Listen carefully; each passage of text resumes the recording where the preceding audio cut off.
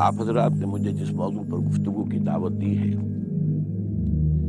اس کا جو Broad title ہے clash of civilisations and Pakistan, یعنی ہنٹنگٹن نے جو کتاب لکھی کلیش آف سویلائزیشن، اس کے ضمن میں پاکستان جو ہے وہ کہاں کھڑا ہے، کس جگہ کھڑا ہے، کیا ہمارے لیے پروز ہیں، کیا کونس ہیں، پھر اس کے نیچے 10 سب ٹائٹلز بھی ہیں۔ اصل میں میرے لیے آسانی ہو گئی ہے کہ میں انہی کے حوالے سے چند منٹ 5-5 6-6 منٹ ایک کے حوالے سے گفتگو کروں تو بات اچھی رہے گی۔ سب سے پہلا سب ٹائٹل ہے back ground of debate on clash of civilisations, اور نمبر 2 ہے ہسٹری آف ویسٹرن سویلائزیشن۔ ان دونوں کو میں ایک میں جمع کر رہا ہوں۔ ویسٹرن سویلائزیشن ایک غلط اصطلاح ہے، اس لیے کہ ویسٹ میں ایک تہذیب تو وہ ہے جو آج ہے، اور اس کی عمر جو ہے وہ 250-300 برس سے زیادہ نہیں ہے۔ اس سے پہلے ویسٹ میں گریک سویلائزیشن رہ چکی ہے، رومن سویلائزیشن رہ چکی ہے، تو مختلف سویلائزیشن رہی ہیں جو اپنا وقت ختم کر کے اور پوری ختم ہو گئی۔ تو ہمیں کہنا یہ چاہیے کہ دی پریزنٹ ویسٹرن سویلائزیشن، یہ جو پریزنٹ ویسٹرن سویلائزیشن ہے اس کا بیک گراؤنڈ کیا ہے اور اس کی اساسات کیا ہیں۔ ہسٹوریکل بیک گراؤنڈ یہ ہے کہ یہ سویلائزیشن اصل میں اسلام کے زیر اثر شروع ہوئی ہے۔ اسلام کے آنے سے پہلے یورپ ڈارک ایجز میں تھا، اور وہ خود مانتے ہیں ڈارک ایجز، یہ اندھیرے کے دن تھے ان کے، نہ وہاں سائنس پڑھنے کی اجازت تھی نہ فلسفہ، دونوں جرم تھے مذہبی اعتبار سے۔ شدید ترین پاپائیت کا نظام، بدترین جس کو کہیں گے جبری اور ایک ڈکٹیٹوریل نظام جو ہے مذہبی، وہ وہاں نافذ تھا۔ کسی کے گھر سے اگر سائنس کی کتاب نکل آئی تو وہ گھر جلا دیا جائے گا، کسی کے گھر سے اگر فلسفے کی کتاب نکل آئی، خواہ وہ یورپین فلسفی ہی ہو، گریک فلسفی واز یورپین فلسفی، لیکن اس کا بھی گھر جلا دیا جائے گا۔ یہ حالات تھے۔ ان حالات میں اسلام داخل ہوا ہے یورپ میں، یہ 712 عیسوی 713 عیسوی میں، یعنی یوں سمجھیے کہ 8ویں صدی کے آغاز میں، 8ویں صدی جو عیسوی ہے اس کے آغاز میں، اور وہاں پر پھر اس کی ایک حکومت بہت بڑی قائم ہوئی۔ پورا آئیبیرین پیننسولا، کہنے کو لفظ اسپین جو ہے وہ ایک ملک ہے، بہت بڑا ملک ہے، اور نہ صرف آئیبیرین پیننسولا بلکہ آئیبیرین پیننسولا کو جو استمس جوڑتا ہے بقیہ یورپ کے ساتھ، وہ پائرینیز ماؤنٹینز ہیں، اور یہ بڑا یعنی مشکل گزرنے والا راستہ ہے، دشوار گزار راستہ ہے۔ اس کو بھی کراس کیا مسلمانوں نے، ہارٹ آف فرانس تک پہنچ گئے۔ البتہ پھر ان کے بعد ایک شکست ہوئی ہے بہت بڑی 732 میں، اور وہاں سے پھر واپسی شروع ہوئی ہے۔ وہ واپسی جو شروع ہوئی ہے پھر اس میں پھر پائرینیز سے گزر کر لیکن اسپین کے اندر قدم جمائے رکھے۔ اسپین کے بڑے حصے میں 500 برس تک حکومت رہی، لیکن ویسے 800 برس تک حکومت شمار ہوتی ہے۔ فال آف گریناڈا اگر آپ لیں گے تو وہ 1492 کا ہے، تو اس سے آپ کو اندازہ ہوگا کہ 800 برس وہاں پر حکومت رہی۔ اچھا، اس میں ایک ہسٹوریکل فیکٹر یہ ہے کہ اسپین کے فتح میں مسلمانوں کی مدد کی تھی یہودیوں نے، اس لیے کہ یہودی شدید پرسیکیوشن کا شکار تھے، شدید، اور سب سے سخت جو ان کے اوپر تعذیب تھی، سب سے سخت پرسیکیوشن وہ اسپین میں تھی۔ اسپین جو ہے وہ بہت گہرا مذہبی ملک تھا، اور آج بھی وہ بہت گہرا مذہبی ملک ہے، اور ہے رومن کیتھولک 100%۔ لیکن یہ ہے کہ اس وقت جو کیفیت تھی، یہودیوں کو وہ ستاتے تھے، مارتے تھے، گیٹوز میں رکھا ہوا تھا، باقی یورپ میں بھی، لیکن سب سے زیادہ شریر معاملہ جو ہے وہ اسپین میں تھا۔ لہٰذا انہوں نے طارق بن زیاد کو راستے دکھائے، ادھر سے جاؤ ادھر آؤ، مدد کی۔ نتیجہ کیا نکلا کہ وہاں کے عرب حکمرانوں نے یہودیوں کو سر پر بٹھا لیا۔ چنانچہ یہ وہ بات ہے کہ جو 1967 جو وار تھی، عرب اسرائیلی وار، اس میں جب یہودیوں کو اسرائیل کو فتح حاصل ہو گئی تو جشن منایا انہوں نے پیرس میں، اور بن گوریون نے وہاں پر تقریر کرتے ہوئے کہا تھا Muslim Spain was the golden era of our diaspora. یہ ڈائسپورا شروع کب ہوا تھا؟ سن 70 عیسوی میں، حضرت عیسیٰ کے رفع سماوی کے 40 برس کے بعد ڈائسپورا شروع ہوا.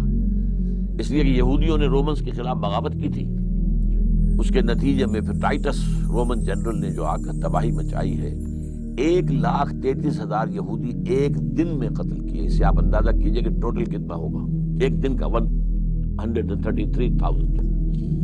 اور پھر ان کو نکال دیا، بھاگ جاؤ یہاں سے، اس ملک میں اس خطے میں تمہارا کوئی وجود نہیں ہوگا. اس سے ڈائسپورا شروع ہوا. اب جس کا یہاں سیکھ سمایا، کوئی یورپ میں چلا گیا، کوئی انڈیا میں آ گیا، کوئی نارتھ افریقن کنٹریز میں اب بھی بیٹھے ہوئے بہت بڑے آرام سے ہیں، بڑے اچھے ٹریڈرز ہیں، ٹرکی میں آ گئے، وہاں پر بھی. تو اس طریقے سے یہ پھیلتے چلے گئے، تو یہ ڈائسپورا کہلاتا ہے. تو گولڈن ایرا جو ہے وہ ڈائسپورا کا ان کے لیے وہ اسپین ہے.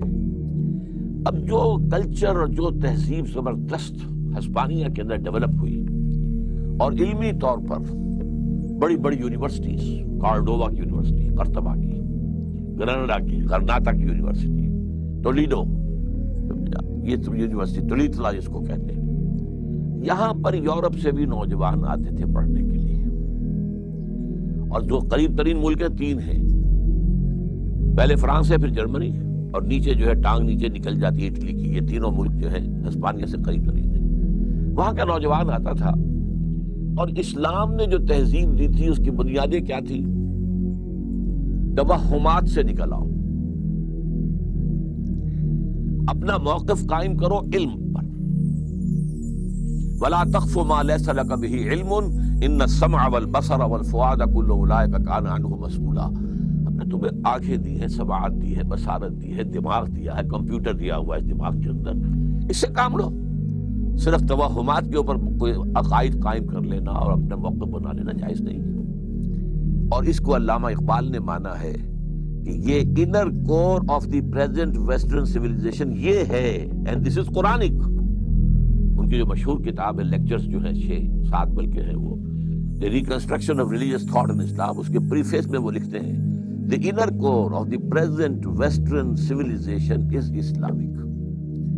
علم سے کے اوپر معاملہ رکھو، آنکھ کھولو، کان کھولو، دیکھو، سنو، نتیجہ نکالو، اور جو نتیجہ نکلا اسے میموری کے اندر فیڈ کر دو، پھر اور دیکھو اور سنو اور دیکھو اور محسوس کرو اور نتیجے نکالو، پرانی میموری سے اس کو جو ہے ٹیلی کرو اور نتیجہ نکالو، اور پھر دماغ میں رکھو.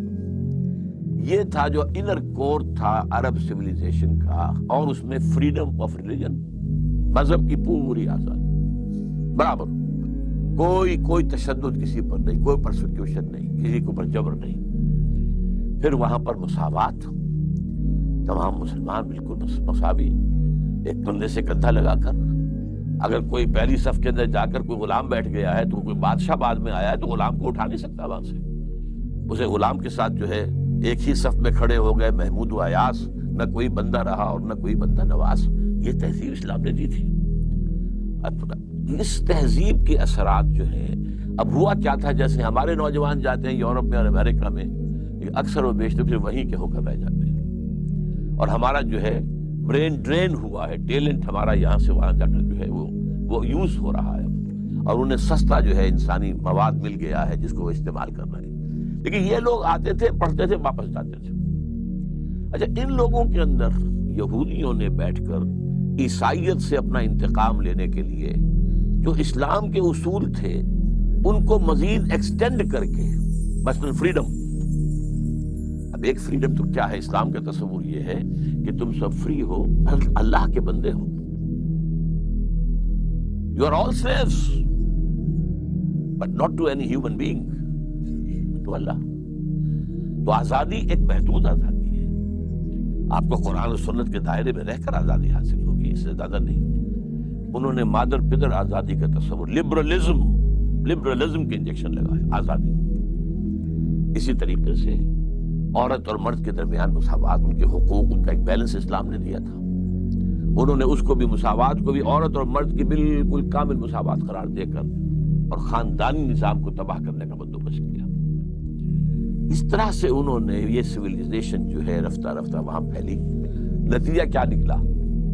کچھ عرصے کے بعد مسلمان تو وہاں سے نکال دیے گئے. 1492 میں یہ ہے فال آف گرناڈا، غرناطہ کا سقوط غرناطہ.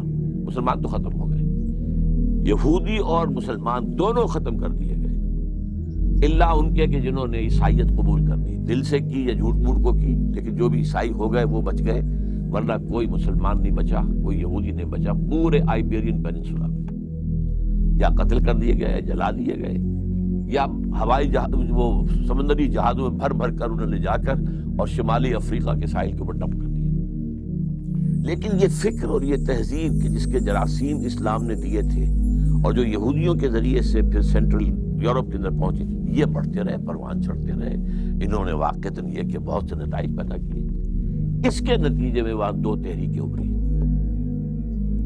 ایک ریفرمیشن، مذہبی تحریک، تحریک اصلاح مذہب.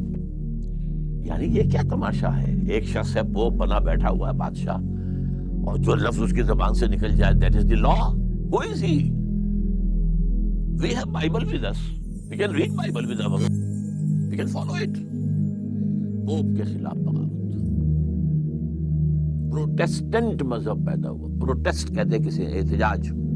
یہ احتجاج تھا، پروٹیسٹ تھا وہ ٹرینی کے خلاف کہ جو پوپ کی حکومت کی شکل میں موجود تھی. نمبر ایک. نمبر دو یہ کہ اب وہ جو دروازے کھل گئے علم کے، تو سائنس کی ترقی شروع ہوئی. اب کھول آنکھ، زمین دیکھ، فلک دیکھ، فضا دیکھ، مشرق سے ابھرتے ہوئے سورج کو ذرا دیکھ. اب انسان نے دیکھنا شروع کیا، نتائج نکالنے شروع کیے.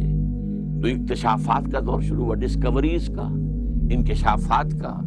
پھر جو ہے چیزیں جو ہے ایجاد کی گئی، ایجادات کا دور شروع ہوا.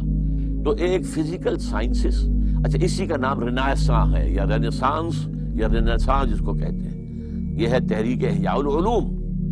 یہ علم بھی آزاد ہو گیا اور مذہب بھی آزاد ہو گیا. اور اس معاملے میں سب سے سبقت کرنے والا ملک جو ہے وہ انگلستان. سب سے پہلی بغاوت جو ہے پوپ کے خلاف وہ انگلستان نے کی. چرچ آف انگلینڈ اپنا علیحدہ بنا لیا، پوپ سے disconnected. We have nothing to do with you. اور سب سے پہلا دوسرا انہوں نے کیا کام کیا، اب 3 چیزیں انہوں نے پیدا کی ہیں یورپ کے اندر. ابھی ایک لمبا پروسیس ہے، کئی صدیوں پہ پھیلا ہوا ہے. یہ کوئی 1-2-4 دن کی بات تو نہیں ہے. وہ جو حفیظ کہتا ہے کہ تکمیل اور تدوین فن میں جو بھی حفیظ کا حصہ ہے، نصف صدی کا قصہ ہے، 2-4 برس کی بات نہیں. یہ 3-4 صدیوں کی بات ہے جو میں آپ کے سامنے چند الفاظ میں رکھ رہا ہوں. نمبر 1 انہوں نے ایجاد کیا سیکولرزم. مذہب کا ریاست سے کوئی تعلق نہیں. Keep your religion with you اور in your places of worship. مذہب ہوگا چرچ میں، سینیگوگ میں، مسجد میں. ریاست سے، سیاست سے، ملکی قانون سے کوئی تعلق نہیں. جن صدیوں میں ہم مسلسل انحطاط کی طرف جا رہے تھے، ٹھیک وہی صدیاں تھیں جن میں یورپ نشأت جدیدہ کی ایک نئی تحریک کے سہارے ابھر رہا تھا. اس تحریک کا آغاز ہی میں دور متوسط کے عیسائی مذہب سے تصادم ہوا، اور یہ تصادم ایک ایسے افسوسناک نتیجے پر ختم ہوا جو نہ صرف یورپ کے لیے بلکہ ساری دنیا کے لیے غارت گر ثابت ہوا. پرانے زمانے کے عیسائی متکلمین نے اپنے مذہبی عقائد کی اور بائبل کی تصور کائنات و انسان کی پوری عمارت یونانی فلسفہ و سائنس کے نظریات، دلائل اور معلومات پر تعمیر کر رکھی تھی، اور ان کا گمان یہ تھا کہ ان بنیادوں میں سے کسی کو اگر ذرا سی بھی ٹھیس لگ گئی تو یہ پوری عمارت دھڑام سے زمین پر آ رہے گی اور اس کے ساتھ مذہب بھی ختم ہو جائے گا. اس لیے وہ نہ کسی ایسی تنقید و تحقیق کو گوارا کرنے کے لیے تیار تھے جو یونانی فلسفہ و سائنس کے مسلمات کو مشتبہ بناتی ہو، نہ کسی ایسے فلسفیانہ تفکر کو برداشت کر سکتے تھے جو ان مسلمات سے ہٹ کر کوئی دوسری ایسی فکر پیش کر سکتی ہو جس کی وجہ سے اہل کلیسا کو اپنے علم کلام پر نظر ثانی کرنی پڑ جائے، اور نہ کسی ایسی علمی تحقیقات کی اجازت دے سکتے تھے جس سے کائنات و انسان کے بارے میں بائبل کی دی ہوئی اور متکلمین کی مانی ہوئی تصویر کا کوئی جز غلط ثابت ہو جائے. اس طرح کی وہ ہر چیز کو مذہب کے لیے اور مذہب پر بنے ہوئے پورے نظام تمدن و سیاست و معیشت کے لیے براہ راست خطرہ سمجھتے تھے. اس کے برعکس جو لوگ نشأت جدیدہ کی تحریک اور اس کے محرکات کے زیر اثر تنقید، تحقیق اور دریافت کا کام کر رہے تھے، انہیں قدم بقدم اس فلسفہ و سائنس کی کمزوریاں معلوم ہو رہی تھیں جن کے سہارے عقائد و کلام کا یہ پورا نظام کھڑا ہوا تھا۔ مگر وہ جوں جوں اس میدان میں آگے بڑھتے تھے، اہل کلیسا اپنے مذہبی اور سیاسی اقتدار کے بل بوتے پر روز بروز زیادہ سختی کے ساتھ ان کی راہ روکنے کی کوشش کرتے تھے۔ آنکھوں کو پچھلے زمانے کی مانی ہوئی حقیقتوں کے خلاف بہت سی چیزیں روز روشن میں نظر آ رہی تھیں، مگر اہل کلیسا کو اصرار تھا کہ ان مسلمات پر نظر ثانی کرنے کے بجائے دیکھنے والی آنکھیں پھوڑ دی جائیں۔ دماغوں کو بہت سے ان نظریات میں جھول محسوس ہو رہا تھا جن کو پہلے محض عقائد کی اٹل دلیل سمجھا گیا تھا، مگر اہل کلیسا کہتے تھے کہ ان دلائل پر غور و فکر کرنے کے بجائے ان دماغوں کو پاش پاش کر دینا چاہیے جو ایسی باتیں سوچتے ہیں۔ اس کشمکش کا پہلا نتیجہ یہ ہوا کہ جدید علمی بیداری میں اول روز ہی سے مذہب اور اہل مذہب کے خلاف ایک ضد سی پیدا ہو گئی، اور جوں جوں اہل مذہب کی سختیاں بڑھتی گئیں یہ ضد بھی بڑھتی اور پھیلتی چلی گئی۔ یہ ضد صرف مسیحیت اور اس کے کلیسا ہی تک محدود نہ رہی بلکہ مذہب فی نفس ہی اس کا ہدف بن گیا۔ علوم جدیدہ اور تہذیب جدید کے علمبرداروں نے یہ سمجھ لیا کہ مذہب بجائے خود ایک ڈھونگ ہے، وہ کسی عقلی امتحان کی ضرب نہیں بن سکتا، اس کے عقائد دلیل پر نہیں بلکہ اندھے اوہام پر مبنی ہیں۔ علم کی روشنی بڑھنے سے وہ ڈرتا ہے کہ کہیں اس کا پول نہ کھل جائے۔ پھر جب علم کے میدان سے آگے بڑھ کر سیاست اور معیشت اور نظام اجتماعی کے مختلف میدانوں میں یہ کشمکش پھیلی اور اہل کلیسا کی حتمی شکست کے بعد تہذیب جدید کے علمبرداروں کی قیادت میں ایک نئے نظام زندگی کی عمارت اٹھی، تو اس سے دو اور نتیجے برآمد ہوئے جنہوں نے آنے والے دور کی پوری انسانی تاریخ پر گہرا اثر ڈالا۔ ایک یہ کہ نئے نظام زندگی کے ہر شعبے سے مذہب کو عملاً بے دخل کر دیا گیا اور اس کا دائرہ صرف شخصی عقیدہ و عمل تک محدود کر کے رکھ دیا گیا۔ یہ بات تہذیب جدید کے بنیادی اصولوں میں داخل ہو گئی کہ مذہب کو سیاست، معیشت، اخلاق، قانون، علم و فن، غرض اجتماعی زندگی کے کسی شعبے میں بھی دخل دینے کا حق نہیں ہے۔ وہ محض افراد کا شخصی معاملہ ہے۔ کوئی شخص اپنی انفرادی زندگی میں خدا اور پیغمبروں کو ماننا چاہے تو مانے اور ان کی دی ہوئی ہدایات کی پیروی کرنا چاہے تو کرتا رہے، مگر اجتماعی زندگی کی ساری اسکیم اس سوال سے قطع نظر کر کے بننی اور چلنی چاہیے کہ مذہب اس کے بارے میں کیا ہدایت دیتا ہے اور کیا ہدایت نہیں دیتا۔ دوسرے یہ کہ تہذیب جدید کی رگ رگ میں خدا بیزاری اور لا مذہبیت کی ذہنیت پیوست ہو گئی۔ علوم و فنون اور ادب کا جو کچھ بھی ارتقا ہوا اس کی جڑ میں وہ ضد برابر موجود رہی جو علمی بیداری کے آغاز میں مذہب اور اس سے تعلق رکھنے والی ہر چیز کے خلاف پیدا ہو چکی تھی۔ اس فکری غذا سے پرورش پائی ہوئی تہذیب جہاں جہاں پہنچی وہاں انداز فکر یہ ہو گیا کہ مذہب جو چیز بھی کرتا ہے، خواہ وہ خدا اور آخرت اور وحی اور رسالت کا عقیدہ ہو یا کوئی اخلاقی و تمدنی اصول، بہرحال وہ شک کا مستحق ہے۔ اس کی صحت کا کوئی ثبوت ملنا چاہیے اور نہ ملے تو اس سے انکار کیا جانا چاہیے۔ اس کے برعکس ہر وہ چیز جو دنیاوی علوم و فنون کے اساتذہ کی طرف سے آئے وہ مان لینے کے مستحق ہے، الا یہ کہ اس کے غلط ہونے کا کوئی ثبوت مل جائے۔ یہ انداز خیال مغرب کے پورے نظام فکر پر اثر انداز ہوا، اور اس نے صرف علم و ادب ہی کو مذہبی نقطۂ نظر سے منحرف نہیں کر دیا بلکہ وہ تمام اجتماعی فلسفے اور اجتماعی نظام جو اس نظام فکر کی بنیاد پر بنے ہوئے ہیں عملاً خدا پرستی کے تخیل سے خالی اور آخرت کے تصور سے عاری ہیں۔ لبرل سیکولر سیاست یہ یہود کی ایجاد ہے۔ نمبر 2، انٹرسٹ حرام تھا، سود دونوں طرح کا، یوزری بھی اور کمرشل انٹرسٹ بھی، دونوں حرام تھے جب تک پوپ کا اقتدار تھا۔ اس کے خلاف کیلوین کے ذریعے سے کتاب لکھائی گئی اور پھر اس سے انٹرسٹ کو جائز قرار دیا گیا، لہذا سب سے پہلا بینک جو ہے وہ بھی انگلینڈ میں قائم ہوا، بینک آف انگلینڈ۔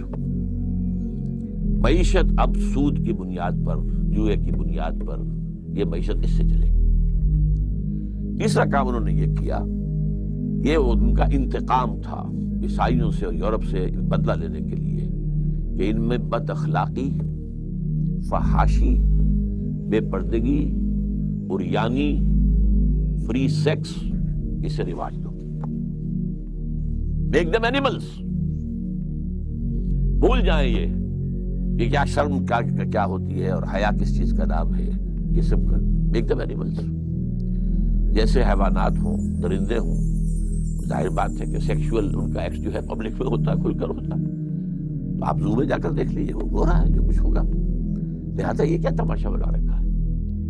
یہ ساری چیزیں ان کے پروٹوکولز کے اندر لکھی ہوئی ہیں جو سائن ہوئے ہیں 1897 میں بیسل میں. اس میں چیزیں لکھی ہوئی ہیں، ہم نے یہ کام کرنے ہیں.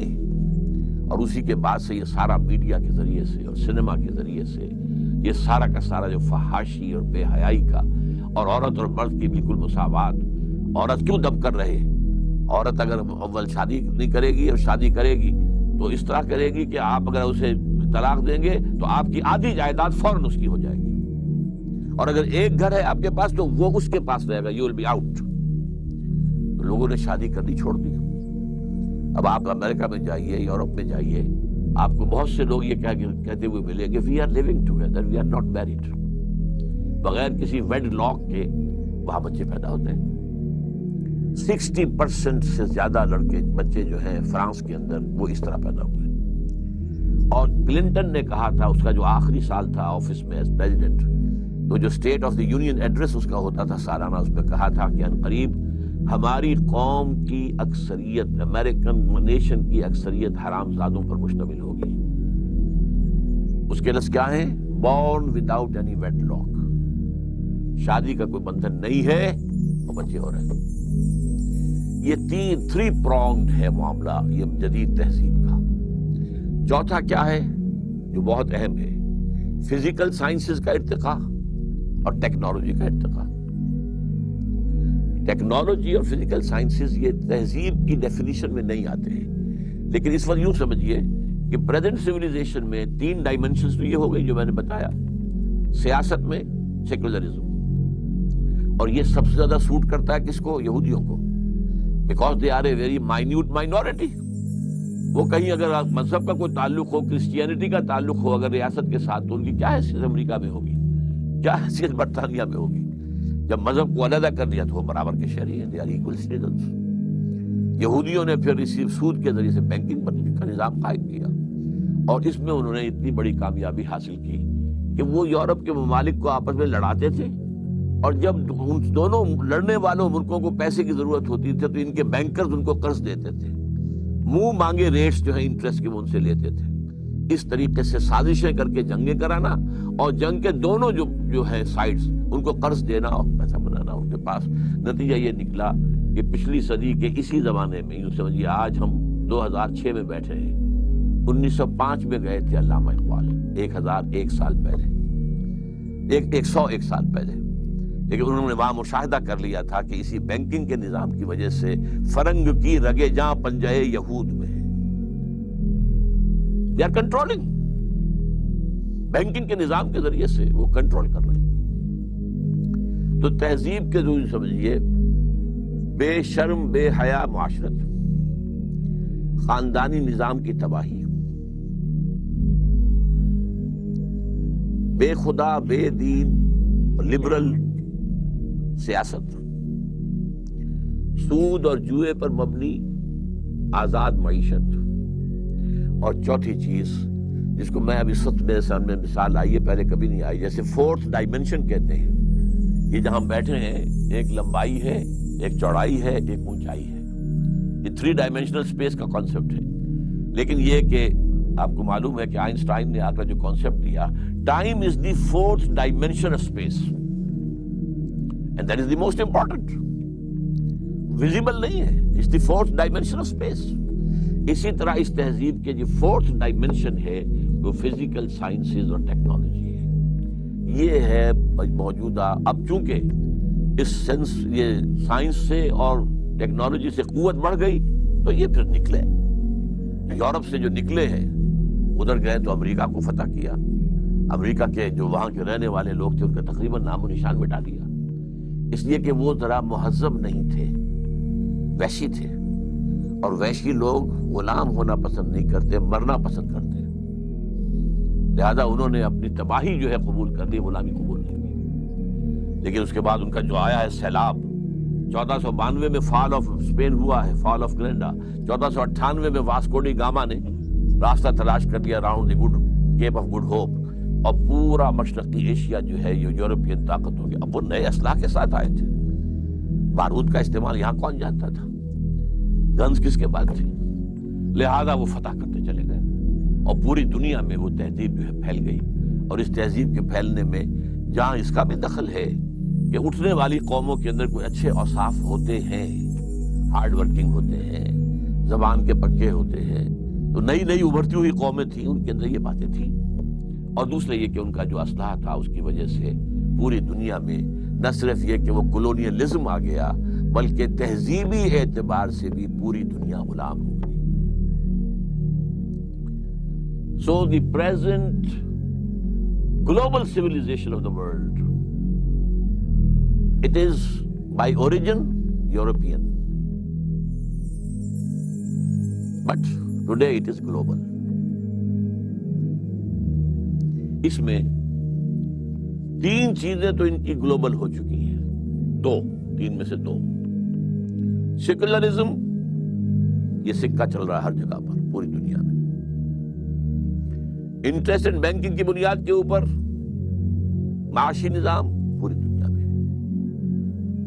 البتہ تیسرا معاملہ جو ہے تہذیبی، جس کو اگر نیرو سینس میں تہذیب کا لفظ استعمال کیا جائے تو خاندانی نظام ہے، شرم اور حیا ہے، شادی کا بندھن ہے، اس کا تقدس ہے، والدین کی خدمت ہے، ان کا ادب ہے، بڑھاپے میں ان کی خدمت کرنا، یہ ساری چیزیں جو ہے، یہ تیسری چیز جو ہے اس کے خلاف اب ان کی پوری طاقت لگی ہوئی ہے کہ مسلم ورلڈ میں سے ان تمام چیزوں کو بھی ختم کر دیں، واش آف کر دیں، تاکہ جیسے ہم ہیں ویسے ہی وہ ہو جائے۔ چنانچہ پہلے کائرو کانفرنس ہوئی تھی، ویمن لب کانفرنس، 5 سال کے بعد بیجنگ کانفرنس ہوئی، پھر بیجنگ +5 کانفرنس ہوئی جا کر نیو یارک میں یونائٹڈ نیشنز جنرل اسمبلی کے تحت، اور اس کا سب کا ایجنڈا کیا تھا اور کیا ان کی سفارشات ہیں؟ عورت اور مرد بالکل یکساں، نمبر 1 انہیریٹنس میں بھی اور شہادت میں بھی۔ عورت اگر اپنا جسم بیچتی ہے تو اس سے آپ برا نہیں کہہ سکتے، پروسٹیٹیوشن کوئی برائی نہیں ہے، بلکہ پروسٹیٹیوشن کا لفظ بھی اپنے لغت سے نکال دو، انہیں کہو سیکس ورکرز۔ جیسے ایک مزدور اپنی مسل پاور استعمال کرتا ہے، کسی چلا رہا ہے یا ہل چلا رہا ہے، ایسے انہوں نے اپنے جسم کا ایک حصہ استعمال کیا ہے اور پیسے لیے ہیں، تو what blame? They are sex workers, not prostitutes۔ پھر ہومو سیکشولیٹی، اس کو بھی ایک نارمل انکلینیشن مانا جائے، یہ نہیں ہے کہ فطرت سے کوئی فرار ہے اور فطرت سے کوئی نہیں، نارمل ہے۔ اچھا، عورت اول تو شادی کرے گی نہیں کرے گی تو گھر کا کام کاج کرنے کی وہ پابند نہیں ہے، اگر کرے گی تو ویج لے گی اپنے شوہر سے، اگر گھر کا کوئی کام کرے گی۔ اور یہ بھی بچے پیدا کرنا بھی کوئی اس کا فرض نہیں ہے، اگر وہ حمل اور ولادت کے سختیوں سے گزرے گی تو بھی ویجز لے گی فرض سے۔ یہ ایجنڈا دنیا کو دیا گیا ہے بیجنگ +5 کانفرنس یونائٹڈ نیشنز کی جنرل اسمبلی کے تحت۔ تو یہ ہے پریزنٹ سویلائزیشن، اور اس کا جو اثر ہے عالم اسلام پر کہ دو چیزیں تو پوری طور پر، ایک تو یہ کہ ٹیکنالوجی تو چھائی گئی، لیکن یہ کہ تہذیب کے عناصر میں سے دو پورے طور پر پورے عالم اسلام میں ہے، پورے دنیا میں بھی ہے۔ تیسرا البتہ جو ہے اس میں ابھی کچھ ہم تھوڑا بہت ریلیکسنس شو کر رہے ہیں، لیکن billions and billions of dollars جو ہیں وہ NGOs کو جو دیے جا رہے ہیں وہ اسی کام کے لیے دیے جا رہے ہیں۔ اس چیز نے ان کے پورے فلسفہ زندگی کو ظاہر پرست بنا کے رکھ دیا۔ انہوں نے سمجھا کہ انسان ایک قسم کا حیوان ہے جو اس زمین میں پایا جاتا ہے، وہ نہ کسی کا تابع ہے اور نہ کسی کے آگے جواب دہ، اس کو کہیں اوپر سے ہدایات بھی نہیں ملتی، اپنی ہدایات اسے خود لینی ہے، اور اس ہدایت کا ماخذ اگر کوئی ہے تو وہ قوانین طبعی ہیں یا حیوانی زندگی کی معلومات یا پھر خود پچھلی انسانی تاریخ کے تجربات۔ انہوں نے سمجھا کہ زندگی جو کچھ ہے بس یہی دنیا کی زندگی ہے، اس کی کامیابی اور خوشحالی عین مطلوب ہے، اور اسی کے اچھے اور برے نتائج مدار فیصلہ ہیں۔ انہوں نے سمجھا کہ انسان کی زندگی کا کوئی مقصد اپنی طبیعت کے تقاضوں کو پورا کرنے اور اپنے نفس کی خواہشوں کو حاصل کرنے کے سوا نہیں۔ انہوں نے سمجھا کہ حقیقت جو کچھ بھی ہے ان ہی چیزوں کی ہے کہ جن کو ناپا تولا جا سکے یا جن کا وزن و قدر کسی طرح کی پیمائش قبول کر سکے۔ جو چیزیں اس نوعیت کی نہیں ہیں وہ بے حقیقت اور بے قدر ہیں، ان کے پیچھے پڑنا وقت ضائع کرنا ہے۔ میں یہاں ان فلسفیانہ نظاموں کا ذکر نہیں کر رہا جو مغرب میں بنے، کتابوں میں لکھے گئے اور یونیورسٹیوں میں پڑھائے جاتے رہے۔ میں اس تصور کائنات و انسان اور اس تصور حیات و دنیا کا ذکر کر رہا ہوں جسے مغربی تہذیب و تمدن نے اپنے اندر جذب کیا، اور جو ایک مغربی کے ذہن میں اور اس سے اثر لینے والے ایک عام آدمی کے ذہن میں پیوست ہوا۔ اس کا خلاصہ وہی کچھ ہے جو میں نے آپ کے سامنے بیان کیا ہے۔ ڈارون نے کائنات اور نظام فطرت کو میدان جنگ بنا کر دکھایا، اور مارکس نے وہی تصویر انسانی معاشرے کی بنیاد بنا کر رکھ دیا۔ اس تصویر میں انسان ہم کو شروع سے لڑتا جھگڑتا نظر آتا ہے۔ اس کی فطرت کا تقاضا یہی ہے کہ اپنی اغراض اور اپنے مقصد کے لیے اپنے ہم جنسوں سے لڑے۔ وہ سراسر خود غرضی کی بنیاد پر ان طبقوں میں کشمکش اور نزاع برپا کر رہی ہے، اور انسانی تاریخ کا سارا ارتقاء اسی خود غرضانہ طبقاتی کشمکش کی بدولت ہوا ہے۔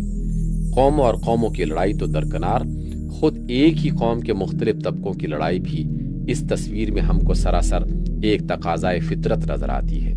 اس میں ہم دیکھتے ہیں کہ انسان اور انسان کے درمیان اگر کوئی رشتہ ہے تو وہ صرف اغراض و مفاد کے اشتراک کا رشتہ ہے۔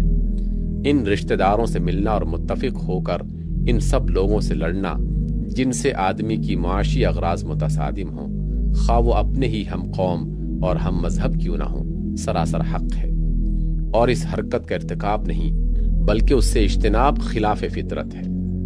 اخلاق، یہ تھے وہ فلسفے اور عقائد و افکار جو فاتح تہذیب کے ساتھ آئے اور ہم پر مسلط ہوئے۔ اب دیکھیے کہ اخلاق کے معاملے میں ان آنے والوں کے ساتھ کس قسم کے نظریات اور عملیات یہاں درآمد ہوئے۔ خدا اور آخرت کو نظر انداز کر دینے کے بعد ظاہر ہے کہ اخلاق کے لیے مادی قدروں کے سوا کوئی قدر اور تجربی بنیادوں کے سوا کوئی بنیاد باقی نہیں رہتی۔ اس معاملے میں اگر کوئی شخص چاہے کہ وہ قدریں جو مذہب نے دی ہیں مذہب کے سوا کسی دوسری بنیاد پر قائم رہیں، اور وہ اخلاقی اصول جو انبیاء علیہم السلام کی تعلیمات سے انسان نے سیکھے تھے ایمان کے سوا کسی اور چیز کے سہارے انسانی زندگی میں چلتے رہیں، تو یہ کسی طرح ممکن نہیں ہے۔ اسی لیے اہل مغرب میں سے جن لوگوں نے اس کی کوشش کی وہ ناکام ہوئے۔ بے دینی اور انکار آخرت کی فضا میں فی الواقع جس فلسفہ اخلاق کو فروغ نصیب ہوا اور عملاً اہل مغرب کی زندگی میں جس نے رواج پایا، وہ تھا خالص افادیت کا فلسفہ، جس کے ساتھ لذتیت کے ایک سادہ سے مادہ پرستانہ فلسفے کی آمیزش ہو گئی تھی۔ اسی بنا پر مغرب کے پورے تمدن اور مغربی تہذیب کے پورے طرز عمل کی بنیاد رکھی گئی۔ کتابوں میں افادیت اور لذتیت کی جو تشریحات لکھی گئی ہیں وہ چاہیں جو کچھ بھی ہوں، مگر مغربی تہذیب اور سیرت و کردار میں اس کا جو جوہر جذب ہوا وہ یہ تھا کہ قابل قدر اگر کوئی چیز ہے تو وہ صرف وہ چیز کہ جس کا فائدہ میری ذات کو پہنچتا ہو، یا میری ذات کے تصور میں کچھ وسعت پیدا ہو جائے تو میری قوم کو پہنچتا ہو۔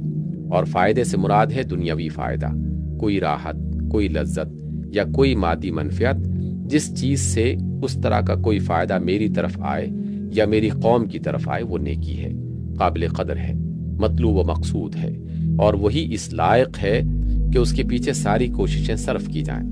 اور جو ایسی نہیں ہے جس کا کوئی محسوس یا قابل پیمائش فائدہ اس دنیا میں مجھے یا میری قوم کو حاصل نہیں ہوتا، وہ کسی توجہ کے لائق نہیں ہے۔ اور اس کے برعکس جو چیز دنیاوی حیثیت سے نقصان دہ ہے، وہ دنیاوی فائدوں اور لذتوں سے محروم کرنے والی ہے، وہی بدی اور وہی گناہ ہے، اس سے اجتناب لازم ہے۔ اس اخلاق میں خیر و شر کا کوئی مستقل معیار نہیں ہے، کردار کے حسن و قبح کے لیے کوئی مستقل اصول نہیں ہے، ہر چیز اضافی اور عارضی ہے، ذاتی یا قومی منفعت کے لیے ہر اصول بنایا اور توڑا جا سکتا ہے، فائدوں اور لذتوں کو ہر طریقے سے حاصل کیا جا سکتا ہے، آج جو کچھ خیر ہے وہ کل شر ہو سکتا ہے۔ ایک کے لیے حق و باطل کا معیار اور ہے اور دوسرے کے لیے اور۔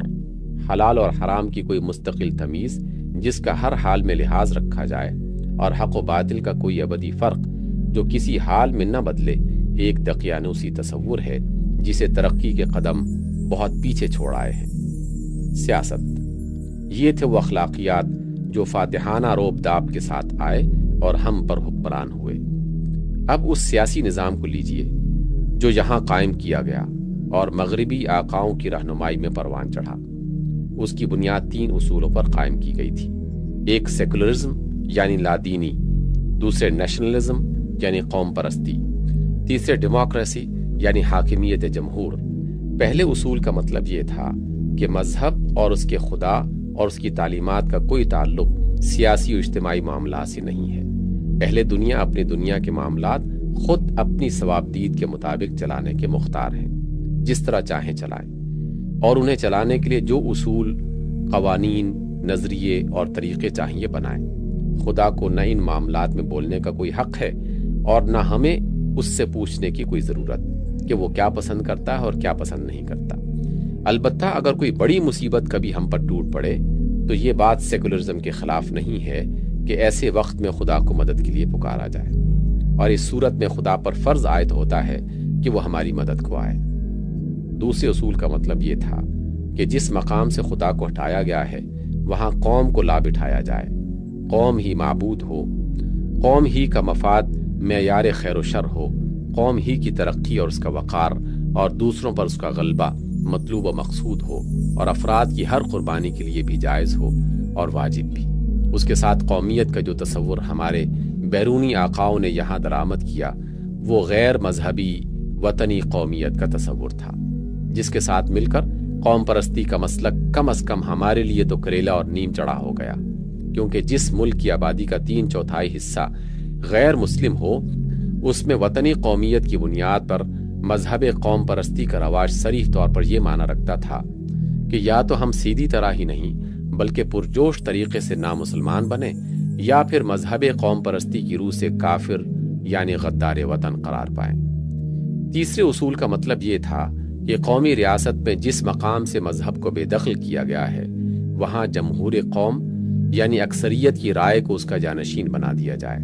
اکثریت مذہب سے قطع نظر کرتے ہوئے جسے حق کہے وہ حق اور جسے باطل کہے وہ باطل۔ اکثریت ہی کے بنائے ہوئے اصول اور قوانین اور ضوابط قوم کا دین ہوں، اور اکثریت ہی اس دین میں رد و بدل کی مختار ہو۔ تیسرا سوال آپ کا جو ہے میرا خیال ہے کہ میں نے کور کر لیا ہے، values and institutions of western civilisation. Values بھی سامنے آ گئی، انسٹیٹیوشنز بھی سامنے آ گئی۔ سب سے بڑا انسٹیٹیوشن پارلیمنٹ، سب سے بڑا انسٹیٹیوشن بینک، باقی یہ ہے کہ جو بھی ایک فری سیکس، یہ ان کی انسٹیٹیوشنز ہیں۔ Why did Western civilization become so powerful؟ اس کا جواب بھی میں دے چکا ہوں۔ نمبر ایک تو یہ کہ ان کے پاس جو ٹیکنیکل طاقت تھی اس کا مقابلہ کرنے والے دنیا میں کوئی تھے ہی نہیں۔ There was no match۔ Number دو یہ کہ یہ ذرا نیسنٹ ہیومن پوٹینشل تھا، اور یہ ایک فلسفہ ہے ہسٹری کا، فلسفی آف ہسٹری، کہ ایک قوم اٹھتی ہے، پوری قوت کو پہنچتی ہے، جوان ہوتی ہے، پھر ادھیڑ ہوتی ہے، اور پھر بوڑھی ہو جاتی ہے، پھر مر جاتی ہے۔ یہ قومیں ابھری، یہ اپنے ان ڈارک ایجز سے نکل کر آئیں، جو وحشت کا دور تھا اور وحشیانہ جو انداز ان کا تھا اس سے نکل کر آئیں۔ تو ان کے اندر ایک طاقت تھی، نیسنٹ پوٹینشل جس کو میں کہہ رہا ہوں۔ یہ اسپینگلر کا ویو ہے جو میں نے ابھی آپ کو بتایا ہے کہ نیشنز اینڈ سویلائزیشنز وہ پیدا ہوتی ہیں، پھر بچپنا لڑکپن آتا ہے، پھر اس کے بعد جوانی آتی ہے، اس کے بعد ادھیڑ ابھر آتی ہے، اس کے بعد وہ بوڑھی ہو کر مر جاتی ہے۔ تو یہ تہذیب ابھی ویسے اپنی جوانی سے گزر آئی ہے، یہ اگر کھڑی ہے تو ٹیکنالوجی کے بل پر کھڑی ہے، اپنی تہذیب کے بل پر نہیں۔ اپنی طاقت ٹیکنالوجی، جو کچھ ہتھیار نیا میدان میں لے آتے ہیں۔ آپ کو معلوم ہے کہ افغانستان میں روس کو بھگانے والا، ویسے تو کہنے کو ہم کہہ دیتے ہیں اور صحیح بھی ہے کہ جو جذبہ شہادت تھا یہ افغانوں کے اندر، اور وہ غلام رہنا نہیں جانتے تھے، لہذا انہوں نے جانیں دے کر، لیکن پھر یہ کہ ان کو یوز کیا امریکہ نے، ہتھیار بے پناہ ڈالرز ٹرنک کے ٹرنک بھرے ہوئے آتے تھے. ان میں سے اس بہتی گنگا میں ہمارے جرنیلوں نے بھی ہاتھ دھوئے ہیں اور کروڑوں اربوں جو ڈالر ہے کمائے ہیں, اور بڑے بڑے ان کے بیٹے جو ہیں بڑے جو ہے وہ انڈسٹریلسٹ بن کر آ گئے ہیں. کہاں سے آ گئے, کہاں سے پیسہ آ گیا؟ یہ جرنیل تو کبھی سائیکلوں پر گھوما کرتے تھے. بہرحال اس میں آخری فیصلہ کن ہتھیار کون سا تھا؟ Stinger missile. روس بھاگا ہے صرف سٹنگر میزائل کی وجہ سے. یہ میزائل کیا ہے؟ ہیلی کاپٹر آیا, گن شپ ہیلی کاپٹر سب سے بڑا ہتھیار تھا رشیا کا, اور اسے بچنے کی کوئی شکل نہیں تھی. ایسے بھی وہ بم لے آیا تھا کہ اگر جو بم آ کر پھٹے گا پہاڑ کے اوپر لگے گا, وہ پھٹے گا نہیں بلکہ اس کا برما چلنا شروع ہو جائے گا, اور وہ اس کو کھودتے ہوئے اندر پہنچ جائے گا. جہاں جا کر خلا آئے گا تب پھٹے گا. یعنی جہاں غاروں میں چھپے ہوئے ہوتے تھے افغان مجاہدین, وہاں جا کر پھٹے. یہ ہتھیار روس کے پاس تھا, لیکن سٹنگر میزائل اس کا علاج کوئی نہیں. وہ تو پیچھا کرتا تھا. یہ نہیں کہ آپ نے میزائل پھینکا ہے, لگ گیا تو لگ گیا, نہیں گیا تو گیا, نہیں, بلکہ وہ جائے گا. وہ ہیٹ کے ساتھ ساتھ جدھر جدھر وہ جہاز جا رہا ہے یا جدھر جدھر ہیلی کاپٹر جا رہا ہے وہ جائے گا, جا کے ٹریٹ کرے گا, اسے بھاگا. آپ کو معلوم ہے کہ فرسٹ گلف وار کے اندر جو نیا ہتھیار لے کر آیا تھا امریکہ, ایک تو یہ کہ اس کے جو جائنٹ بامبرز تھے, جو جہاز آئے تھے, اور جس طرح اس نے وہاں ان کی ساری کی ساری کمیونیکیشن کو جیم کیا, یہ سب ٹیکنالوجی تھی. لیکن وہ اسکڈ میزائل لے کر بیٹھا ہوا تھا صدام حسین. اس کا خیال تھا کہ میرے پاس بڑی طاقت ہے, میں یہاں سے تل ابیب کو اڑا سکتا ہوں. اسکڈ میزائل کا توڑ امریکہ لا کر اس نے دے دیا اسرائیل کو, جو اس کو کہتے ہیں پیٹریوٹ میزائلز, کہ اگر کوئی میزائل آ رہا ہوگا تو یہ راستے ہی میں اس سے ٹکرائے گا اور ہوا ہی میں وہ دونوں میزائل جو ہے ایکسپلوڈ ہو جائے. اسکڈ میزائل کا علاج نکال دیا. اب پتہ نہیں اور کیا کیا ہتھیار ان کے پاس ہے, لیکن اس وقت ان کی تہذیب, اگر کہیں اسے تہذیب, ورنہ تو واقعہ یہ ہے کہ جو علامہ اقبال نے کہا تھا کہ دیار مغرب کے رہنے والوں, خدا کی بستی دکان نہیں ہے, کھرا جسے تم سمجھ رہے ہو وہ اب ذرے کم عیار ہوگا. تمہاری تہذیب اپنے خنجر سے آپ ہی خودکشی کرے گی, جو شاخ نازک پہ آشیانہ بنے گا ناپائیدار ہوگا. یہ جو پروفیسی کہہ لیجئے اقبال کی طرف سے جو پیشن گوئی تھی 100% پوری ہو چکی ہے. تہذیب مغربی مر چکی ہے. یہ صرف سائنس اور ٹیکنالوجی کے بل پر کھڑی ہوئی ہے. اور اس کی مثال میں دیا کرتا ہوں, جیسے حضرت سلیمان کا آپ نے سنا ہی ہوگا کہ وہ ایک عصا کی ٹیک لگا کر کھڑے رہے اور جنات کو جو بھی کام دیا گیا تھا اس کو سپروائز کرتے رہے. اسی حالت میں انتقال ہو گیا, جان نکل گئی, لیکن کھڑے رہے, وہ لاش کھڑی رہی, یہاں تک کہ دیمک نے چٹ کیا ہے عصا کو, عصا گرا ہے تو حضرت سلیمان علیہ السلام کی لاش گری ہے. اسی طرح دیمک چٹ کر چکی ہے اس تہذیب کو, جس کا سب سے بڑا مگر میں آپ کو بتا چکا ہوں کہ ان قریب ہماری قوم کی اکثریت جو ہے وہ حرامزادوں پر مشتمل ہوگی. دس از دیئر سیویلائزیشن. اور شادی کے لیے کئی مرتبہ بش نے تقریر ہے کہ شادی کرو, شادی کرو, کوئی شادی کرنے کو تیار. وائی خامخواہ اس بندھن میں بندھے. اب عورت کو لاکھ ضرورت ہے, اگر وہ آئے میرے ساتھ رہے, بچے بھی ہوتے رہیں گے, but I am not going to sign the marriage document, why should I. یہ ہے تہذیب. تو تہذیب مر چکی ہے, ٹیکنالوجی کے بل پر کھڑی ہوئی ہے. تو why did western civilization become so powerful? اس کا جواب آ گیا. How other civilization responded to western challenge. اصل میں اس کے ضمن میں ہنٹنگٹن کا حوالہ دوں گا. ہنٹنگٹن نے جو کلیش آف سیویلائزیشن میں بات لکھی ہے وہ یہ ہے کہ اس وقت دنیا میں کل 8 تہذیبیں ہیں. بلکہ حوالہ دیا ہے اس نے ٹوائن بی, جو اس دور کا سب سے بڑا فلسفی ہے, تاریخ کا, فلسفہ تاریخ کا ماہر. اس نے گنوایا ہے 20 سیویلائزیشن دنیا میں پیدا ہوئی ہیں, 12 مر چکی ہیں, ختم ہو چکی ہیں. اب موہنجو دڑو کی بھی تو کوئی سیویلائزیشن ہوگی نا.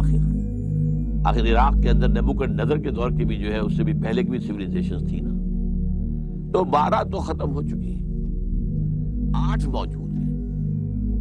ان میں سے 6 ہمارے ساتھ 5 کمپیٹیبل ہے. ایک ہماری اپنی تہذیب اور 5 اور, یہ کمپیٹیبل ہے. ان کی طرف سے کوئی ریزسٹنس نہیں ہے. مثلا سب سے بڑا ہمارے سامنے مثال ہے انڈین سیویلائزیشن. معلوم ہوتا ہے کہ بہن ہے, وہی ناچ گانا, رقص و سرود, شراب نوشی, یہ وہ سب کچھ, بے حیائی جو بھی تھا. ان کے ہاں شادی کا بندھن تھا, عورت کا ایک معاملہ تھا, وہ بھی اب ختم ہو رہا ہے. تو اس نے یہ کہا تھا کہ یہ جو 6 ہیں سویلائزیشنز، ان میں سے 5 کو تو 7 سویلائزیشن جو مزید ہیں، ہماری ایک اور 6 اور 2 ان میں سے 2 وہ ہیں کہ جو ہمارے ساتھ ایسیمولیٹ نہیں ہو سکتے. ایک Muslim civilization of the Muslims, Islamic civilization, اور دوسرے ہے کنفیوشین سویلائزیشن آف چائنا. اچھا، یہ بات میں نے پہلی مرتبہ اس سے سنی ہے. میرا مطالعہ نہیں ہے، نہ میں چین گیا ہوں، نہ مجھے وہاں کے حالات معلوم ہیں. البتہ یہ کہ جب یہ میں نے چیز پڑھی تھی، اس کے بعد ہی کچھ ہی عرصے کے بعد نیوز ویک کا ایک پورا شمارہ آیا تھا خاص، اور وہ تھا revival of Confucius in China. تو کنفیوشنزم جو ہے وہ گویا کہ وہاں پہ ریوائیو ہو رہا ہے. ان 2 کو کہا ہے اس نے کہ یہ ہمارے لیے they are hard nuts to crack. باقی 5 تہذیبیں جو ہیں یا 6 تہذیبیں جو ہیں، 5 کہنا چاہیے کیونکہ 6ٹھی تو ان کی اپنی ہے اور 2 یہ ہے، تو 8 کل تہذیبیں ہیں. تو یہ ریئیکشن ہے کہ باقی تہذیبوں کی طرف سے کوئی خاص جو ہے کنفرنٹیشن نہیں ہوئی ہے. تہذیب کے حوالے سے اگر کسی درجے میں مقابلہ کیا ہے تو صرف مسلمانوں نے کیا، لیکن وہ بھی صرف 3rd لیول پر. ریاست کی سطح پر سیکولرزم پورا تمام اسلامی ورلڈ جو ہے وہ قبول کر چکی ہے. انٹرسٹ بینکنگ کی بنیاد پر معیشت کا نظام پوری مسلم ورلڈ قبول کر چکی ہے. صرف جو لوور اسٹیٹم ہے، دی لوور اسٹیٹم آف سوسائٹی، یہ شرم حیا، کوئی شادی بیاہ کے معاملات، کوئی جو ہے عصمت اور عفت کی بھی کوئی اہمیت، اور یہ کہ خاندان کی فیملی کی لائف کا بھی کوئی اہمیت ہے، خاندان کے ادارے کے مضبوط ہونے کی بھی کوئی ضرورت ہے، بڑے بوڑھوں کی خدمت کرنا جو ہے وہ گویا سے ایک طرح کی عبادت. یہ ساری چیزیں جو ہے یہ ابھی کچھ باقی ہیں، اور اس میں صرف مسلمانوں نے رجسٹ کیا ہے. باقی دنیا میں کسی اور سویلائزیشن نے میری معلومات کی حد تک رجسٹ نہیں کیا. اور یہی وجہ ہے جو کہ میں امریکہ آتا جاتا رہا ہوں. اب تو مجھے خیر 5 سال ہو گئے کہ میں نہیں جا سکا. 9/11 کے بعد تو انہوں نے مجھے ویزا دینا بند کر دیا. لیکن یہ کہ اس سے پہلے میں وہاں جا کر دیکھتا رہا ہوں کہ وہاں پر وہ جو ہے تہذیب، اس کا تو خاتمہ ہو چکا ہے. بالکل فیملی سسٹم بالکل ختم ہو چکا ہے، تباہ و برباد ہو چکا ہے. شادی کے واس کہتا رہا ہے بش، لیکن شادی کرنے کو لوگ تیار نہیں ہیں. اور سب سے بڑی شکایت انہیں مسلمانوں سے کیا ہے؟ جو یہاں پر آیا ہے ہمارے ملک میں، یونائٹڈ اسٹیٹس آف امریکہ میں، وہ ہمارے ساتھ مرج ہو گیا. وہاں چینی گئے ہیں، وہاں کورینز گئے ہیں، وہاں ویتنامیز گئے ہیں، وہاں انڈینز گئے ہیں، بے شمار گئے. بلکہ جو 100 سال پہلے وہاں عرب گئے تھے وہ بھی ان کے اندر پورے طور پر وہ بالکل ضم ہو چکے ہیں، ان کی تہذیب میں مدغم ہو چکے ہیں. لیکن یہ کہ اب جو 1970 کے بعد جو ایک امیگریشن ہوئی ہے بہت بڑے پیمانے پر، اور ہمارے یہاں سے ڈاکٹرز اور انجینئرز اور لائرز وغیرہ وغیرہ گئے ہیں، اور پورے عالم اسلام سے لوگ آئے ہیں. ان کا کہنا یہ ہے کہ یہ لوگ اپنی آئیڈینٹی برقرار رکھتے ہیں، یہ ہمیں مکس نہیں ہوتے. ہماری پارٹیز میں نہیں آتے کہ شراب نہیں پینی ہے، ہمارے اور سوشل فنکشنز ہوتے ہیں وہ مکسڈ ہوتے ہیں، وہ نہیں آتے ہیں. بہت سے لوگ ہیں جو کر رہے ہیں، لیکن بہت سے لوگ وہ ہیں جو نہیں کر رہے. انہوں نے اپنے اسلامک سینٹرز بنا لیے ہیں. تو یہ ہمارے ہاں ایک اپنی آئیڈینٹی برقرار رکھے ہوئے ہیں، یہ انہیں سب سے زیادہ کھلنے والی بات ہے. اس کے بعد ہمیں جائزہ لے کر یہ دیکھنا چاہیے کہ اس غالب تہذیب کے ہجوم کا رد عمل ہمارے ہاں کس کس شکل میں ہوا، اور آج اس کے کیا اچھے اور برے اثرات ہم اپنی قومی زندگی میں پاتے ہیں. مجموعی طور پر یہاں اس کے مقابلے میں 2 بالکل مختلف قسم کے رد عمل ہوئے ہیں، جن میں سے ہر ایک کی نہایت وسیع اور عمیق اثرات مترتب ہوئے اور ہو رہے ہیں. میں ان دونوں کا الگ الگ حساب آپ کے سامنے پیش کروں گا، پھر ان کا حاصل ضرب بھی آپ کے سامنے رکھ دوں گا. انفعالی رد عمل. ہم میں سے ایک گروہ کا رد عمل یہ تھا کہ یہ طاقت اور ترقی یافتہ قوم جو ہم پر حکمران بن کے آئی ہے، اس سے وہ سب کچھ لے لو جو یہ دے رہی ہے، اور اس کے وہ سارے اثرات قبول کرتے چلے جاؤ جو یہ ڈال رہی ہے. جو تعلیم یہ دیتی ہے اسے حاصل کرو، جو معاشی نظام یہ قائم کر رہی ہے اسے اپنا لو، جو قوانین یہ نافذ کر رہی ہے انہیں مان لو، جو معاشرت یہ لائی ہے اس کے رنگ میں رنگ جاؤ، اور جو سیاسی نظام یہ قائم کر رہی ہے اسے بھی تسلیم کر لو. اس رد عمل میں مرعوبیت اور شکست خوردگی کی روح تو ابتدا ہی سے تھی، تاہم اول اس کا محرک یہ خیال تھا کہ مغلوب و محکوم ہو جانے کے بعد اب مزاحمت ہمارے لیے ممکن نہیں ہے. مزاحمت کریں گے تو ہر حیثیت سے نقصان میں رہیں گے، لہٰذا ہمارے لیے اس کے سوا اب کوئی چارہ کار نہیں ہے کہ زندگی اور ترقی کے جو مواقع اس نئے نظام سے حاصل ہو سکتے ہیں ان سے فائدہ اٹھایا جائے، لیکن اس دلیل اور اپنی جگہ اچھی خاصی باوزن دلیل سے متاثر ہو کر ہمارے جو عناصر اس راہ پر گئے ان کی پہلی ہی نسل میں وہ نقصانات نمایاں ہونے لگے جو ایک مخالف تہذیب کے مقابلے میں قبولیت و انفعال کا رویہ اختیار کرنے سے کسی قوم کو پہنچ سکتے ہیں، اور پھر ہر نسل کے بعد دوسری نسل ان نقصانات میں زیادہ سے زیادہ مبتلا ہوتی چلی گئی، یہاں تک کہ ایک قدر قلیل کے سوا ہمارا پورا طبقہ متوسط اس وبا سے معاف ہو گیا، اور اپنے بڑوں کی دیکھا دیکھی عوام تک اس کا زہر پھیلتا چلا گیا۔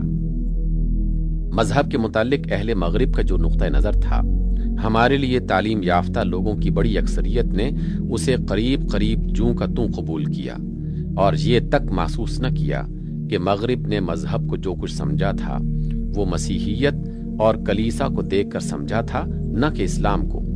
وہ اس پورے انداز فکر کو اخذ کر بیٹھے جو اہل کلیسا کی ضد میں مذہب اور اس سے تعلق رکھنے والے مسائل و معاملات کے متعلق مغرب میں پیدا ہوا تھا۔ انہوں نے سمجھا کہ اسلام اور اس کی ہر چیز شک کی مستحق ہے، اور دلیل و ثبوت کی ضرورت اگر ہے تو اس کی کسی بات کے لیے ہے، نہ کہ ان نظریات کے لیے جو علم کے نام سے کوئی مغربی فلسفی، سائنسدان یا ماہر علوم عمران پیش کرتے۔ انہوں نے مغرب کے اس خیال کو بھی بلا تنقید مان لیا کہ مذہب فی الواقع ایک پرائیویٹ معاملہ ہے اور اجتماعی زندگی سے اس کو کوئی سروکار نہیں ہونا چاہیے۔ یہ خیال ان کے ذہن میں کچھ اس طرح اتر گیا کہ آج جو لوگ بے سوچے سمجھے اس چلتے ہوئے فقرے کو بار بار دہراتے ہیں کہ اسلام ایک مکمل نظام زندگی ہے، وہ بھی ہر وقت اپنے طرز عمل سے یہ ثابت کرتے رہتے ہیں کہ اسلام صرف ایک پرائیویٹ مذہب ہے جس سے پبلک معاملات میں کچھ پوچھنے کی ضرورت نہیں ہے، بلکہ ان میں سے اکثر و بیشتر لوگوں کے لیے اسلام ایک پرائیویٹ مذہب بھی نہیں، کیونکہ ان کی اپنی شخصی زندگی بجز اقرار اسلام اور ختنہ و نکاح کے اسلام کی پیروی کا کوئی اخلاقی یا عملی نشان اپنے اندر نہیں رکھتی۔ ان میں سے جن لوگوں میں مذہبیت کی طرف میلان باقی رہا یا بعد میں پیدا ہوا، ان کے اندر بھی زیادہ تر اس نے یہ شکل اختیار کر لی کہ مغرب اور اس کے فلسفوں اور نظریات اور عملیات کو معیار حق مان کر اس کے عقائد اور اس کے نظام زندگی اور اس کی تاریخ کی مرمت کر دی جائے، اور کوشش کی گئی کہ اسلام کی ہر چیز کو اس معیار پر ڈھال لیا جائے، اور جو نہ ڈھل سکے اس کو ریکارڈ سے محو کر دیا جائے، اور جو محو بھی نہ ہو سکے اس کے لیے دنیا کے سامنے معذرتیں پیش کر دی جائیں۔ ان کی عظیم اکثریت نے مغرب کے فلسفہ زندگی اور مغربی تہذیب کی فلسفیانہ بنیادوں کو بجن سے ہی اخذ کیا اور ان پر کسی تنقید کی ضرورت محسوس نہ کی۔ یہ لازمی نتیجہ تھا اس تعلیم کا جو انہیں ابتدائی مدارس سے لے کر آخری مراتب تک مدرسوں اور کالجوں میں دی گئی۔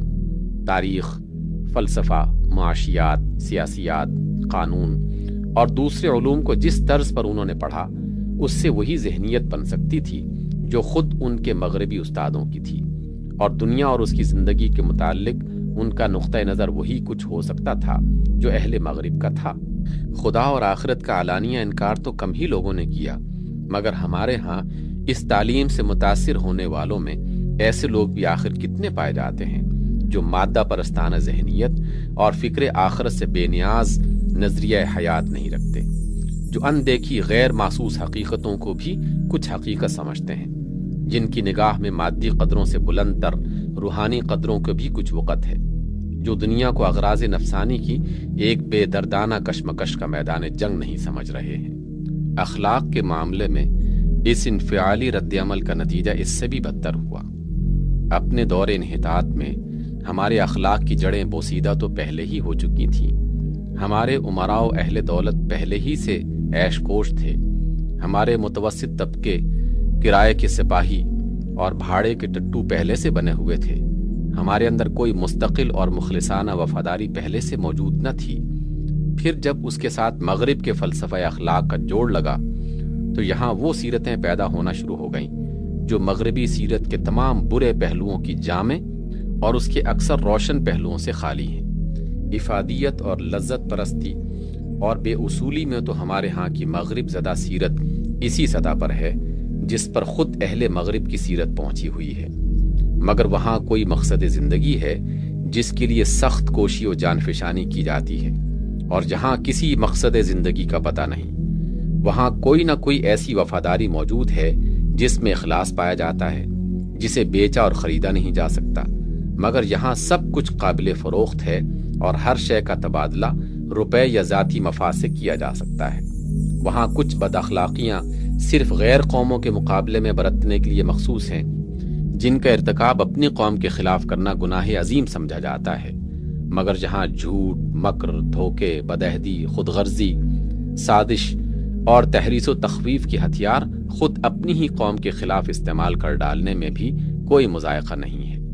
امریکہ یا انگلستان میں کوئی یہ اخلاق برتے تو اس کا جینا مشکل ہو جائے، مگر جہاں بڑی بڑی جماعتیں ان اخلاقیات کے بل پر اٹھتی اور فروغ پاتی ہیں، اور جو لوگ ان اوصاف میں اپنی مہارت ثابت کر دیتے ہیں، ان کے متعلق سمجھا جاتا ہے کہ قیادت ملی کے لیے یہی موزوں ترین اشخاص ہیں۔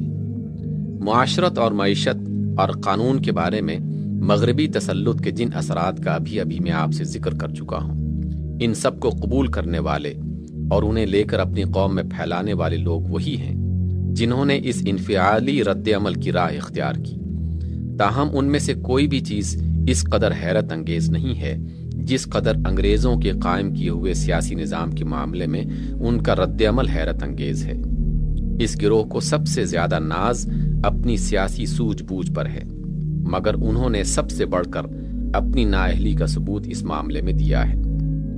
جس سیکولرزم، نیشنلزم اور ڈیموکریسی پر ہندوستان کی سیاسی نظام کی بنا رکھی گئی تھی، اور جس کا 19ویں صدی کے نصف آخر سے مسلسل ارتقاء ہو رہا تھا، اس کو اگر ہندوؤں نے تسلیم کیا تو یہ ایک امر طبعی تھا، کیونکہ اس کا ہر جز ان کے لیے مفید تھا، لیکن مسلمان جن کے لیے اس کا ہر ایک جز تباہ کن تھا، ان کا سیاسی نظام کی بنیادی اصولوں کو چیلنج نہ کرنا اس بات کا کھلا ثبوت ہے کہ ان کے نئے تعلیم یافتہ لوگوں نے سیاست پڑھی چاہے کتنی ہی ہو، اسے سمجھا بالکل بھی نہیں۔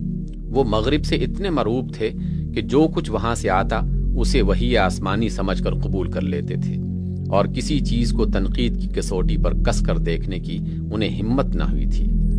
اس شکست خوردہ ذہنیت کے ساتھ انہوں نے سیاست پڑھی، اور نتیجہ یہ ہوا کہ اس کے تمام نظریات کو بھی آنکھیں بند کر کے مانتے چلے گئے۔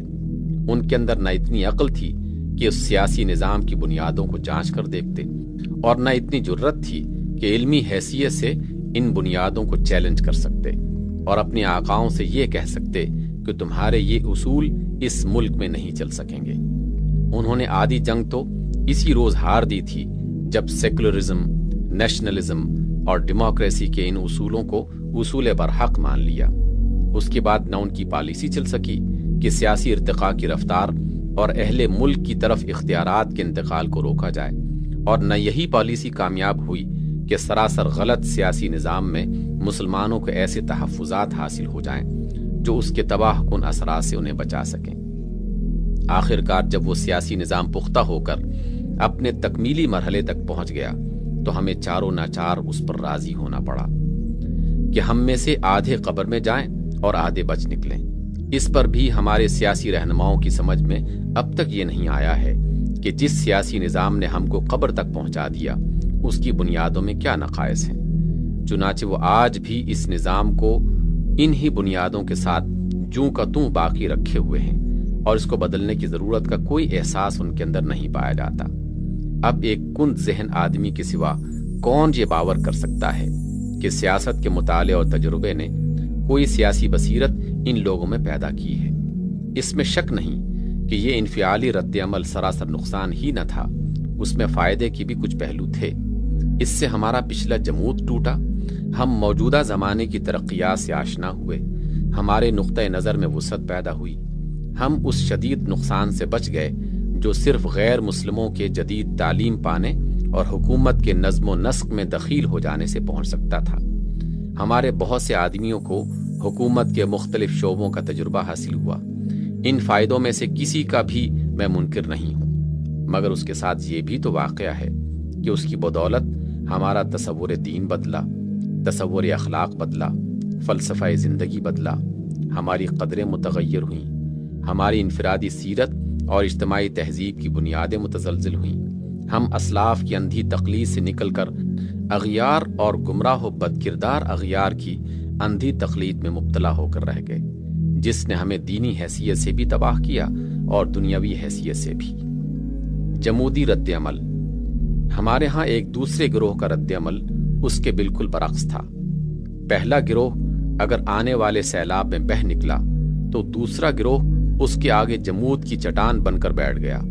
اس نے کوشش کی کہ علم اور مذہب اور اخلاق اور معاشرت اور روایات کی اس پوری میراث کو جو 18ویں صدی کے لوگوں نے چھوڑی اور 19ویں صدی کے لوگوں نے پائی تھی، اس کے تمام صحیح و غلط اجزاء سمیت جوں کا توں باقی رکھا جائے، اور نئی فاتح تہذیب کا نہ کوئی اثر قبول کیا جائے، نہ اس کے سمجھنے ہی میں اپنا وقت ضائع کیا جائے۔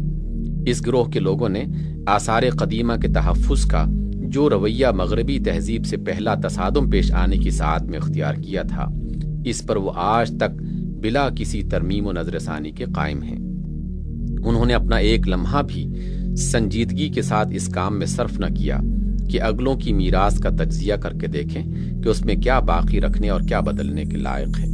نہ انہوں نے کبھی سنجیدگی کے ساتھ اس سوال پر غور کیا کہ آنے والی تہذیب کیا کچھ لینے کے لیے قابل ہے، اور انہوں نے کبھی یہ سمجھنے کی کوئی معقول کوشش نہ کی کہ ہمارے نظام فکر و عمل میں وہ کیا خامیاں تھیں جو ہماری شکست کی موجب ہوئیں، اور ہزارہا میل کے فاصلے سے آئی ہوئی ایک قوم کے پاس علم و عمل کی وہ کیا طاقت تھی جو اس کے غلبے کا سبب بن گئی۔ ان امور کی طرف توجہ کرنے کے بجائے انہوں نے اپنا سارا زور حالت سابقہ کو برقرار رکھنے میں صرف کیا، اور آج تک کیے جا رہے ہیں۔ ان کا نظام تعلیم اور نصاب تعلیم وہی ہے جو 19ویں صدی کے آغاز میں تھا۔ ان کے مشاغل وہی ہیں، ان کے مسائل وہی ہیں، ان کا انداز فکر وہی ہے، ان کا طریقہ کار وہی ہے، اور ان کے ماحول کی خصوصیات وہی ہیں۔ جو کچھ اس میں اچھائیاں تھیں وہ بھی محفوظ ہیں، اور جو کچھ اس میں خامیاں تھیں وہ بھی محفوظ ہیں۔ میں مانتا ہوں کہ اس دوسرے رد عمل کے اندر فائدے کا ایک قیمتی پہلو تھا اور ہے۔ وہ جتنا قابل قدر ہے اس کی اتنی ہی قدر میرے دل میں ہے۔ ہمارے ہاں جو کچھ بھی قرآن و حدیث اور فقہ کا علم بچا رہ گیا ہے اسی کی بدولت بچا ہے۔ ہمارے بزرگوں نے دین و اخلاق کی جو میراث چھوڑی تھی، بسا غنیمت ہے کہ کچھ لوگ اس کو سنبھال کر بیٹھ گئے اور آئندہ نسلوں کی طرف اس کو منتقل کرتے رہے۔ ہماری تہذیب کی جو اہم خصوصیات تھیں، نہایت قیمتی خدمت ہے کہ کسی نے ان کی حفاظت کی کوشش کی اور سخت مخالف ماحول میں ان کو تھوڑا یا بہت برقرار رکھا۔ میں یہ بھی مانتا ہوں کہ جن لوگوں نے اس رد عمل کی ابتدا کی وہ بڑی حد تک معذور تھے۔ جس وقت تہذیب مخالف کے سیلاب سے ان کو اچانک تصادم پیش آیا، اس وقت شاید وہ اس سے زیادہ کچھ نہ کر سکتے تھے کہ اپنے گھر کی جتنی چیزیں بھی بچا سکتے ہیں بچا لیں۔ اس معاملے میں ان کی معذوری پہلے رد عمل کے بانیوں کی معذوری سے کچھ کم وزنی نہیں ہے۔ ہم پہلے گروہ کے ابتدائی لیڈروں کو بھی یہ الاؤنس دیتے ہیں کہ اجنبی اقتدار کے سیلاب سے پہلا تصادم پیش آنے پر وہ اس کے سوا کچھ نہ سوچ سکتے تھے کہ اپنی قوم کو کامل تباہی سے اور شودروں میں تبدیل ہو جانے سے بچانے کے لیے وہ راہ اختیار کریں جو انہوں نے اختیار کی۔ ایسے ہی الاؤنس کے مستحق دوسرے گروہ کی ابتدائی لیڈر بھی ہیں جنہوں نے آغاز تصادم میں اپنے مذہب اور تہذیب کے باقیات کو مٹنے سے بچانے کی فکر کی، مگر قانون قدرت میں معذرتیں، اپولوجائز اور رخصتیں الاؤنسز نہیں چلا کرتی۔ کوئی کام خواہ کسی وجہ سے کیا گیا ہو، اس میں اگر نقصان کا کوئی سبب موجود ہو تو وہ نقصان پہنچ کر ہی رہتا ہے، اور واقعہ میں جو نقصان پہنچا اسے نقصان ماننا ہی پڑتا ہے۔ اس کا پہلا نقصان یہ تھا کہ حالت سابقہ کے تحفظ کی کوششوں نے دین اور اس سے تعلق رکھنے والی قابل قدر چیزوں کے ساتھ ساتھ ان تمام کمزوریوں اور خرابیوں کا بھی پورا تحفظ کیا جو ہمارے دور انحطاط کے مذہبی گروہوں میں موجود تھیں۔ یہ ملی جلی میراث جوں کی توں ہمارے حصے میں آئی، اور اب یہ ایک صحیح اسلامی انقلاب کے راستے میں ویسی ہی سخت رکاوٹ بن رہی ہے جیسی ہماری مغربیت زدہ طبقوں کی ذہنیت بن رہی ہے۔ اس کا دوسرا نقصان یہ ہوا کہ ہمارے دین اور اخلاق اور تہذیب کے اصلی جوہر کی حفاظت جیسی ہونی چاہیے تھی اس کے ذریعے سے نہ ہو سکی، بلکہ وہ روز افزوں زوال میں مبتلا ہوتا چلا گیا۔ ظاہر ہے کہ سیلابوں کا مقابلہ سیلاب ہی کر سکتے ہیں، چٹانیں نہیں کر سکتی۔ یہاں کوئی طاقت ایسی نہ تھی جو مغربی تہذیب کے سیلاب کے مقابلے میں اسلامی تہذیب کا کوئی سیلاب اٹھا سکتی۔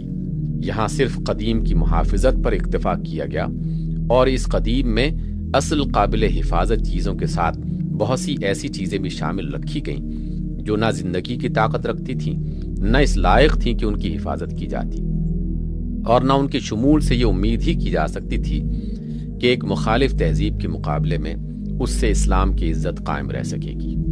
یہی وجہ ہے کہ پچھلے 60-70 سال کی تاریخ پر جب نگاہ ڈالتے ہیں تو اس دوران میں ہم کو اسلام اور اس کی تہذیب آگے بڑھتی ہوئی نہیں بلکہ مسلسل پسپا ہوتی نظر آتی ہے۔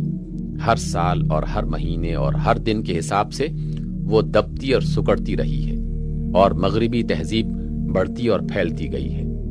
ہر دن جو ہم پر طلوع ہوا ہے اس طرح طلوع ہوا کہ مغرب کی ذہنی گمراہیوں اور اخلاقی گندگیوں اور عملی بدراہیوں نے ہمارے زندگی کے کچھ مزید رقبے پر قبضہ کر لیا، اور ہمارے دین اور اخلاق اور تہذیب نے کچھ مزید رقبہ کھو دیا۔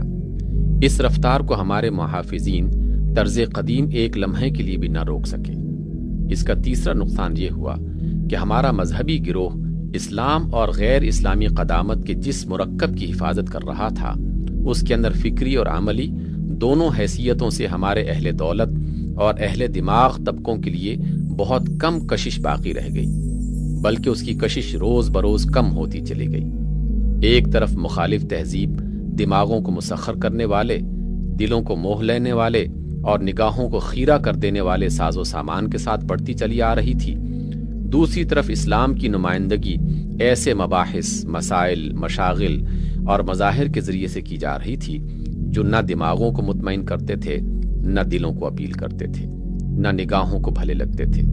اس وجہ سے مادی وسائل اور دماغی صلاحیتیں رکھنے والے گروہ دین سے اپنی رہی سہی دلچسپی بھی کھوتے اور مغربی تہذیب میں جذب ہوتے چلے گئے، اور مذہبیت کی میراث سنبھالنے کا کام بتدریج ہمارے ان طبقوں کے لیے مخصوص ہوتا چلا گیا جو مادی، ذہنی اور معاشرتی حیثیت سے پست تر تھے۔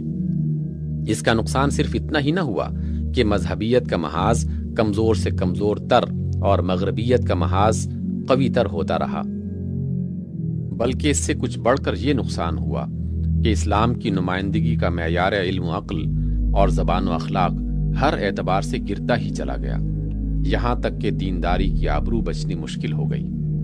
آخری اور سب سے بڑا نقصان اس پالیسی سے یہ ہوا کہ مسلمانوں کی قیادت و رہنمائی سے اہل دین بے دخل ہو گئے، اور تعلیم، تمدن، معیشت اور سیاست ہر معاملے میں مسلمانوں کو راستہ دکھانا اور اپنے پیچھے لے کر چلنا ان لوگوں کا کام ہو گیا جو نہ دین کو جانتے ہی ہیں اور نہ کوئی قدم دین سے پوچھ کر اٹھانے کی ضرورت محسوس کرتے ہیں۔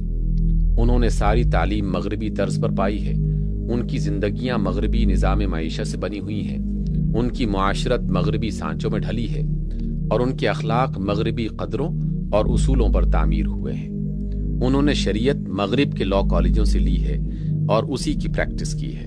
انہوں نے سیاست کے سارے اصول اور رنگ ڈھنگ اور جوڑ توڑ مغرب سے سیکھے ہیں۔